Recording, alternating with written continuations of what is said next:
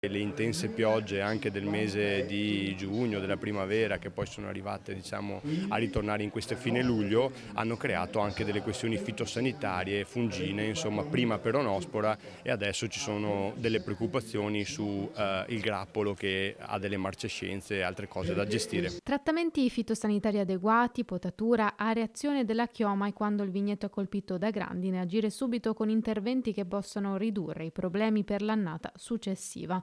Sono le pratiche più comunemente attuate per salvare il raccolto vitivinicolo, ma spesso, e gli ultimi anni lo stanno insegnando, questo non basta. Noi stimiamo per quest'annata il nostro indice è rapporto sinistri-premi, cioè quanto investiamo in assicurazioni e quanto viene risarcito dalle polizze stesse.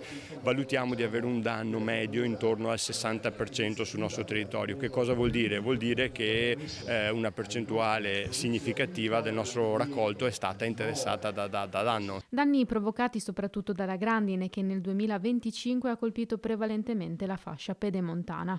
Bene per soia e mais perché la piovosità delle ultime settimane ha garantito un buon rigoglio, peggio è andata per i cereali. Abbiamo avuto una primavera complicata sia per le semine sia poi anche per la raccolta dei cereali autunno-vernini dove la piovosità si è protratta anche in fase di maturazione e raccolta e adesso ci stiamo giocando la vendemmia, insomma prima delle precoci che inizierà il 18 subito dopo Ferragosto, parliamo di Pinot Grigio, Chardonnay e quant'altro e poi ci sarà la partita principale del Prosecco che inizierà a settembre. Perdite e incertezze gravati dalla presenza della stessa coltura in gran parte del territorio trevigiano, ovvero i vitigni. Uno dei rischi che stiamo correndo è quello della concentrazione del rischio su culture specifiche, perché ovviamente anche per le compagnie assicurative avere il 95% del valore assicurato uva da vino è un problema anche in chiave assicurativa e di differenziazione del rischio, quindi è una ricchezza ovviamente che deriva da questi prodotti, però avere altre culture assicurate potrebbe essere anche una riduzione di costo anche per la viticoltura stessa.